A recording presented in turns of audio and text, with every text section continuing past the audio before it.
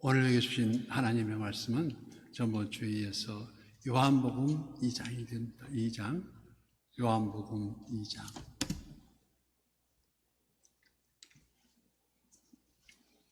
1절에서 11절까지, 요한복음 2장 1절에서 11절까지 교독하고 마지막 절은 합독합니다.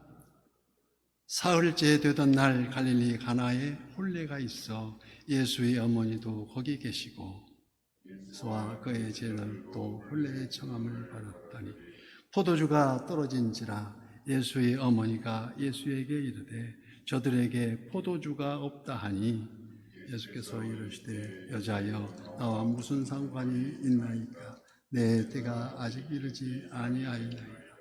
그의 어머니가 하인들에게 이르되 너희에게 무슨 말씀을 하시든지 그대로 하라 하니라. 거기에 유대인의 경계를 있어서 두세 통 드는 돌항아리 6이 놓여 있는지라.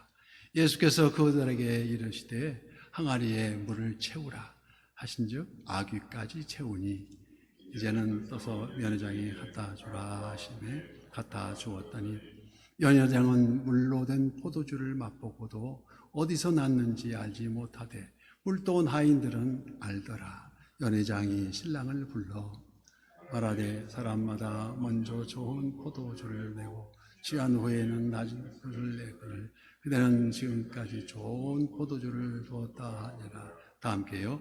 예수께서 이 첫 표적을 갈릴리 가나에서 행하여 그의 영광을 나타내심에 제자들이 그를 믿으니라. 아멘.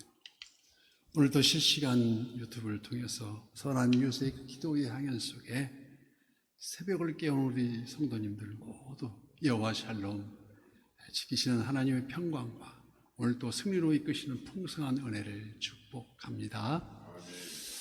갈릴리 가나라 하는 작은 마을에 혼인잔치가 열렸습니다. 그 잔치집에 예수님 그리고 예수님의 어머니 마리아, 예수님의 제자들까지 청함을 받아서 갔습니다. 기록에는 없지만 짐작해보건대 이 잔치집은 예수님과 어떤 친척 관계나 가까운 관계임을 이렇게 짐작할 수 있습니다.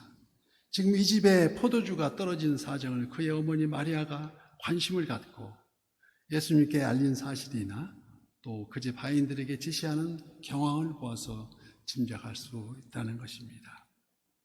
유대인 가정의 혼인잔치는 당시 약 일주일 동안 계속해서 행하여집니다. 이렇게 일주일 동안 포도주와 이런 음식을 먹으면서 계속 채우는 거죠. 그래서 이런 예를 구약에서 찾아보면 창세기에 나오는 야곱의 결혼잔치에 하는 장면이 나오는데 야곱은 무려 2주일 동안을 두 번 치르지 않습니다. 2주일 동안을 치릅니다. 그래서 우리가 그래도 이 가나 잔치집에 손님이 예상외로 많아서인지 그만 포도주가 떨어져 있고 아주 난처한 사정에 처한 것을 마리아가 알아차린 것입니다. 이때 어머니 마리아가 이 가정의 딱한 형편을 예수님께 알리는 것은 먼저 예수님과 의논하고 싶어서였지만 또 하인들에게 이르기를 오늘 보면 5절 말씀과 같이 그의 어머니가 하인들에게 이르되 너희에게 무슨 말씀을 하시든지 그대로 하라고 당부하는 것은 그 중심을 예수님께 두고 어떤 신뢰와 기대를 갖고 있다는 것을 의미하고 있습니다. 그리고 그 믿음에 따른 행함을 주의 깊게 살펴서 만일 어떤 어려운 고비가 찾아왔을 때는 제일 우선적으로 어떻게 해요? 주님을 향해서 기도의 손으로 간절하게 간구함으로 주님께 온전히 맡기고 믿음으로 기다리는 그때를 참고 기다려야 한다는 것을 말합니다. 그래서 오늘 본문 4절 말씀과 같이 예수께서 이르시되 여자여 나와 무슨 상관이 있나이까 내 때가 아직 이르지 아니하였나이다. 여기 예수님께서 마리아에게 여자애라고 번역되어서 말하고 있지만 이 부분은 우리들 정서에는 전혀 맞지가 않죠. 그래서 부자연스럽게 들리지만 그 당시에는 여자를 계수하는 숫자에도 포함시키지 않았던 그 정황이나 여자에 대한 호칭으로 존칭하는 존칭에 해당되는 예라고 할 수 있습니다. 이는 마치 친애하는 여인이여 정도로 해석됩니다. 여자가 어린아이와 여자나 어린아이와 노인을 제외시킨 당시 정황을 고려해 볼 때, 숫자에도 안 들어가는 거죠. 어린아이나 노인이나 여자들은. 그랬을 때, 내 때가 아직 이르지 아니하였나이다 하면 하나님은 인간의 여력이 남아있을 때, 아직 자력으로 무엇인가 할 수 있을 때 개입하지 않으시고, 인간의 힘으로는 도저히 불가능할 것을 깨달아질 때에 하나님의 역사는 시작된다는 것을 우리는 알 수 있습니다. 이제 이 잔치집의 사정이 막다른 어려움에 다다라가고 있습니다. 그때야 예수님께서 정결 예식에 쓰던 돌 항아리에 물을 채우라 말씀하십니다. 이 하인들이 물을 가득 채웠고, 그리고 이제는 그 물을 떠서 연회장에게 갖다 주라고 말씀하십니다. 여기서 그대로 순종하여 갖다 주니 그 물이 포도주로 변했는데 아주 최상품의 포도주로 변해 있더라는 것입니다. 이것이 바로 하나님의 역사입니다. 믿고 순종하는 자에게 조건 없이 응답되어지는 증표라고 할 수 있습니다. 이 증표가 예수님의 공생에 행해지는 첫 번째 이적으로 기록하고 있습니다.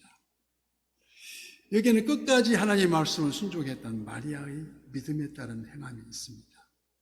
그래서 그녀는 일찍이, 그 마리아는 수태고지를 받는 그 장면에서 누가복음 1장 30절 말씀에서 천사가 이르되 마리아여 무서워하지 말라. 네가 하나님의 은혜를 입었느니라.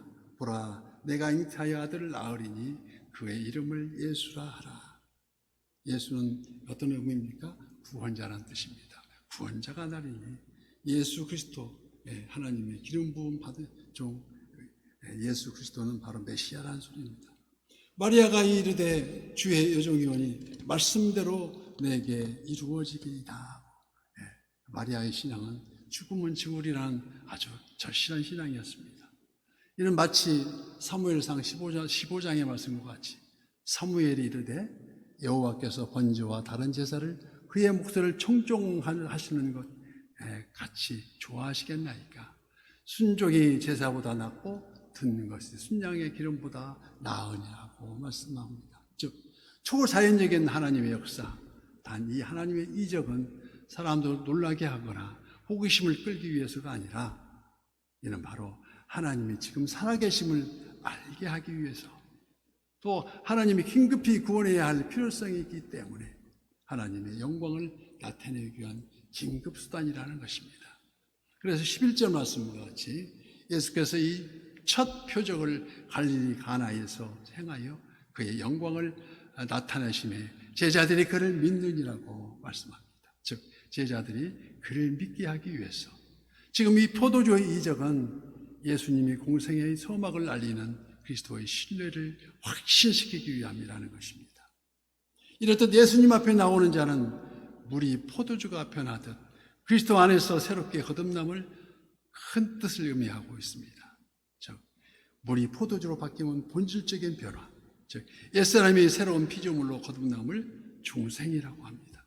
거듭남의 인생, 여호와 성령 하나님이 거하시는 성령이 전에 너희가 내 안에, 내 말이 너희 안에 거하는, 즉 물이 포도주로 변할 때 그 색상이 변해지듯이 새 속의 어둠의 자녀에게서 참빛 천국 시민으로 바뀌어주고 있음을 뜻하고 있습니다. 즉 물이 포도주로 변했다 하면 예수 그리스도 안에서 새로운 시대의 구원이 시작되었음을 여실히 보여주고 있습니다. 예수님은 그 이전 구약의 선지자들처럼 단순하게 하나님의 나라를 전하는 선포자가 아니라 바로 그 자신이 하나님의 나라가 임하셔 계셔서 그 안에 계시던 하나님의 영광을 보는 자에게는 천국 영생을 전해주시는 전달자로서 우리 주님을 소개하고 있습니다. 예수님의 이적을 속에는, 그 안에 속에는, 그 이적 속에는 오직 믿음으로만 바라볼 수 있는 하나님의 영광이 계시되어 있다는 것입니다. 이것은 시간과 세상 밖에 있는 미래적인 것이 아니라 예수님 안에서 현존하고 있는, 현재 지금 실행하고 계시는 하나님의 영광임을 깨달아야 한다는 것을 우리에게 말씀하고 있습니다. 예수님의 현존, 이는 바로 믿음입니다. 그래서 출애굽 때 하나님께서 자신의 영광을 권세 있는 홍해를 가르는 그 행위로서 자신이 백성에게 보이신 것처럼 예수님의 영광은 역사적으로 경험되는 하나님의 영광이라는 것입니다. 여기 중요한 것은 예수님과 하나님의 하나 되심을 믿음으로 깨닫는, 그리고 여기 떨어져가는 포도주와 유대인의 정결용으로 쓰여졌던 돌 항아리에 그 채워진 포도주의 충만함이 대조되고 있다는 것입니다. 대조를 이루어서 곧 예수님에 의해서 열리는 새로운 구원의 질서를 바라보듯이 요한복음 1장 17절 율법은 모세로 말미암아 주어진 것이요 은혜와 진리는 예수 그리스도로 말미암아 온전해진 것이라고 말씀하듯이, 이는 바로 말씀이 육신이 되어 우리 가운데 거하시는 말씀에 의해서 구원과 그리고 물이 포도주로 변하는 그 변화가 우리가 그의 영광을 보니 아버지의 독생자의 영광이요 은혜와 진리가 충만하심을 우리가 그 구원의 역사를 통해서 오늘도 은혜와 진리가 충만한 그 말씀 속에 길을 찾는 선한 유세의 모든 지체가 다 되시기를 예수님 이름으로 축복합니다.